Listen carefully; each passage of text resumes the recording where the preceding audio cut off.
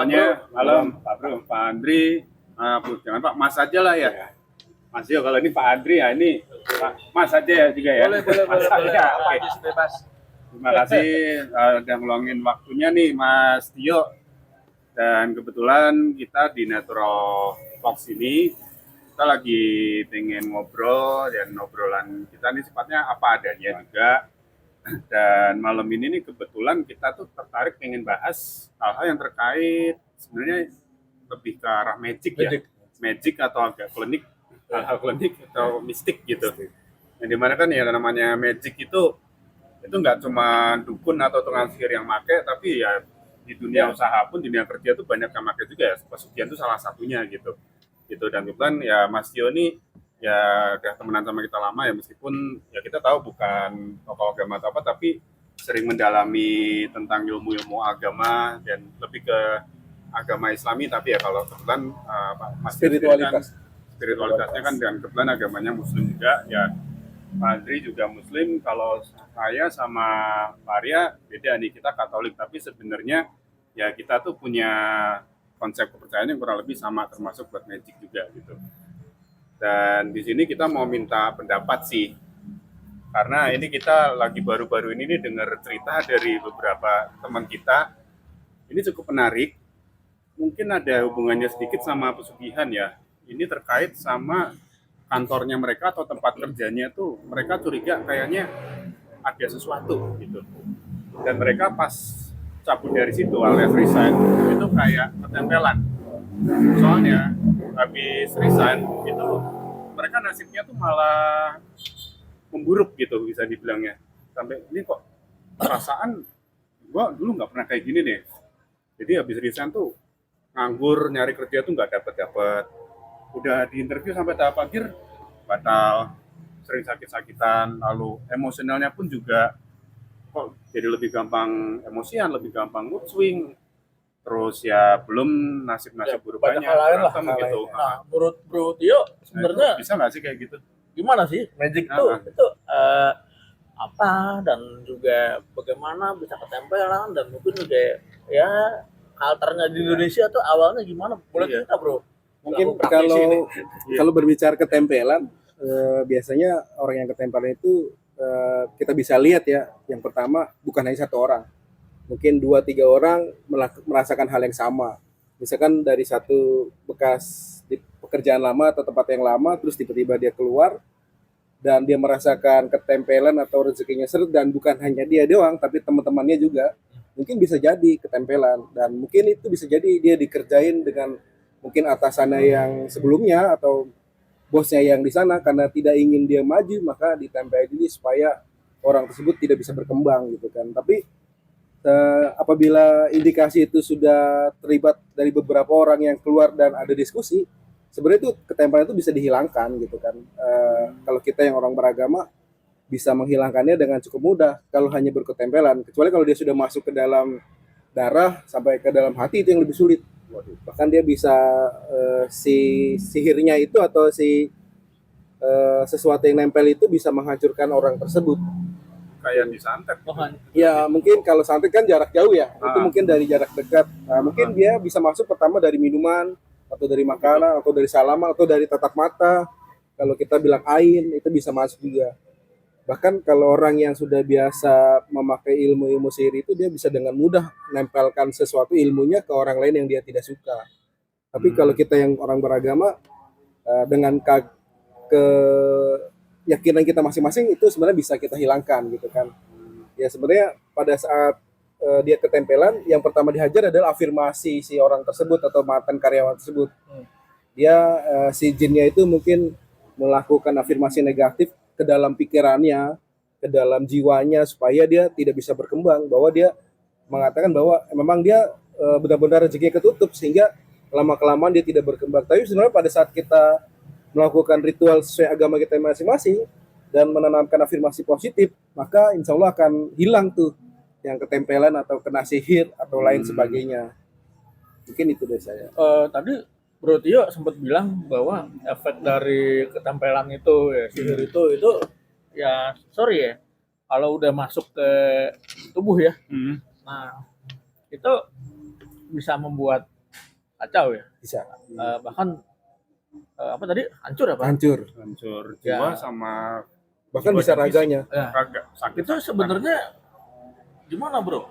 Kita bisa tahunya bahwa dia memang tuh sudah ketempelannya sudah sampai masuk ke tubuh gitu ya.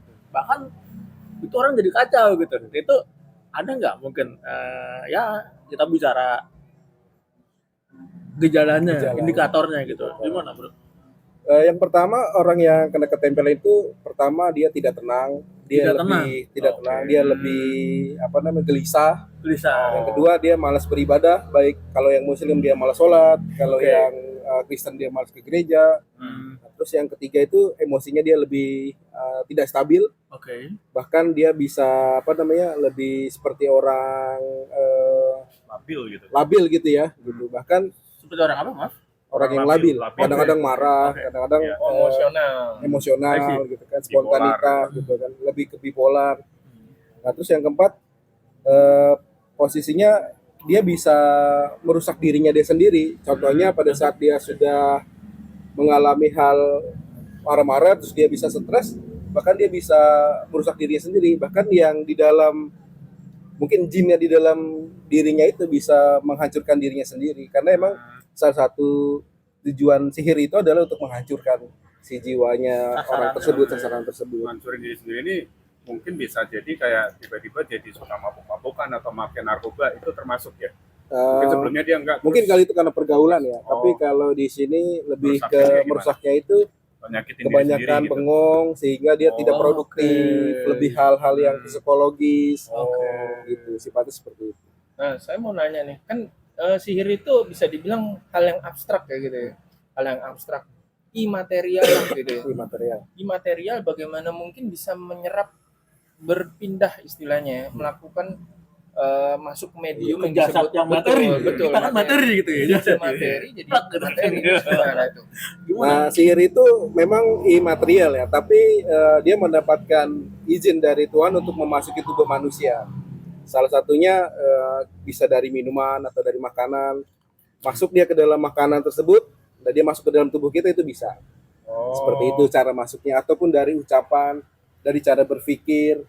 Misalkan si bosnya tersebut orang yang tidak suka dengan karyawan tersebut, melakukan kata-kata yang bisa memasukkan kata-kata ke dalam pikiran si karyawan tersebut sehingga dia down. Bahasanya Mental jatuh. Mental drop gitu. Itu merupakan bagian dari salah satu masuknya sihir gitu. Berarti artinya salah satu metodenya adalah menggoncang jiwanya dia ya. Pada saat jiwanya tergoncang, ya itu mungkin ya entah itu energinya itu masuk atau mungkin ya mungkin dia pakai ini dia pakai kodam nggak sebenarnya? Sihir dia pakai jin berarti ya? Tetap medianya kepada pakai jin pasti kan ya. Nah, ini pada saat terjadi kegoncangan jiwa itu jin itu masuk. Kalau lewat minuman bisa juga. Waduh. Minum dulu.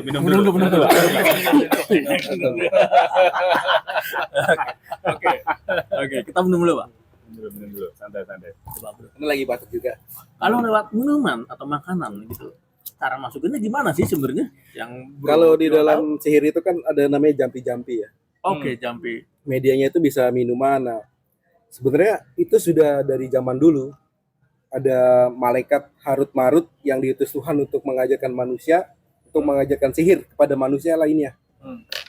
Supaya apa? Supaya manusia itu bisa goyah imannya, saling menyakiti sesama manusia. Makanya sihir itu bisa diterapkan ke manusia yang lain. Minum lagi. Wah, Minum lagi. Tapi ini bukan kena. Bercanda. Oke. Wow. Ya. Ini nih mau nanya lagi, penasaran. Jin itu kan makhluk, kalau kita bisa bilang mah imaterial juga ya. Bedanya jin sama ruh tuh apa ya? Kalau jin itu makhluk, ruh pun juga makhluk, tapi jin itu ruh yang tidak memiliki jasad. Tapi ruh itu adalah ruh tapi memiliki jasad. Gitu, seperti itu. Berarti itu mungkin ya yang kenapa kita bisa kutip kesurupan gitu. Bisa. Ya. Karena mereka satu frekuensi lah ya bisa Satu dibilang frekuensi. ya. Oke. Berarti dasarnya dari imaterial itu sih. Iya. Iya. Karena imaterial di dalam jasad kita ada ruh. Ada Betul, ruh. Gitu berarti. Kalau jin kan tidak punya jasad, Hmm. berbeda alam dengan kita gitu. Tapi sebenarnya jin pun juga mempunyai ruh juga, Oh, cuman beda dengan kita gitu. Sebenarnya Unsurnya dia dari api, kita dari tanah. sama satu lagi sebenarnya si teman kita yang curhat ke kita ini itu dia juga antara percaya nggak percaya sih, masih 50-50, masih perdebatan karena orangnya tuh juga pola pikirnya tuh logis gitu.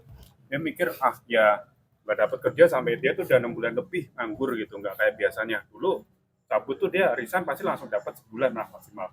Dan ini memang ekonomi lagi susah kok, lagi kerjaan susah aja ya, memang nasib gitu, bukan gua ketempelan atau apa.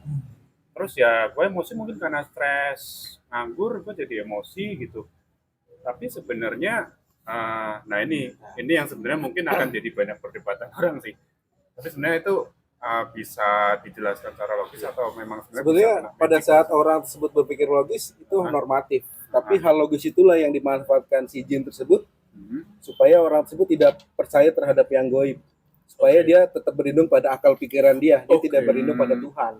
Oh, Padahal jadi berlindung di balik akal pikiran itu termasuk pencegahan. Termasuk salah satu jalan jin juga. Strateginya mereka Iya, juga. supaya dia meyakini bahwa pikiran dialah yang bisa menyelesaikan masalah, bukan Tuhan. Itulah salah satu strategi dia. Talbis kalau kita bilang talbis. Berarti kalau gitu dia Mendahulukan Tuhan. Harusnya dia menggunakan akal pikiran dan Tuhan gitu, sebagai solusinya. Jadi unsur Tuhannya kayak Lebih sedikit hilang. Dominan akal pikiran. Itu di gue kok, Iya. gue gitu loh. Iya. Padahal nggak selesai masalahnya gitu. Atau mungkin nih bisa juga jelasin sebenarnya nih fakta menarik nih, koreksi saya kalau salah ya. Makanya kebanyakan kalau orang ateis ya, negara-negara yang penduduknya banyak ateis, kayak contoh Jepang, Cina gitu, itu stres sampai bunuh dirinya kan tinggi banget. Korea juga tuh, itu karena mereka terlalu ngedepanin Pikiran. logis pikiran. Jadi saat mereka depresi karena kerjaan atau masalah sosial, ya karena nggak lari ke spiritual, itu yaudah mereka ngedepanin cara logis, yaudah gue mending akhiri hidup. Itulah perbedaan kita dengan orang-orang ateis. Mereka tidak diberikan kolbu oleh Tuhan. Sebenarnya mereka diberikan, cuman mereka tidak gunakan untuk memfilter dari hasil pikiran mereka, tidak diserap, tidak difilter oleh kolbu, sehingga dia menuhankan pikirannya tersebut. Kalau kita kan yang beragama menyerap, meredam semua permasalahan kita dengan hati, karena hati merupakan sumber filter yang paling jernih gitu kan. Setelah pikiran kita masuk ke dalam hati, maka akan dibersihkan oleh hati. Apalagi kalau orang yang beragama, dia akan mengingat zikir-zikir ataupun amalan-amalan yang diberikan oleh agamanya masing-masing gitu. Oke. Udah. Nah, sekarang tadi kita udah tahu nih ternyata media buat kita bilangnya perusahaan jahat tersebut itu mengguna-guna kita itu dari cara atau medianya itu apa saja gitu ya. Nah, cuman yang sebenarnya sekarang pasti kita tuh pengen tahu, termasuk saya juga pengen tahu tuh, kita biar mencegah tuh gimana, karena kan kita sebagai orang awam nggak bisa melihat. Nah, cuman ini kita masih banyak banget yang pengen dibahas. Nah, tapi karena ya ini waktunya terbatas dan nanti nggak akan ada habisnya kalau kita bahas malam ini semuanya. Kita ngobrol lagi di next part, boleh? Boleh, siap. Boleh ya? Oke. Lanjut ya. Next part. Makasih. part 2.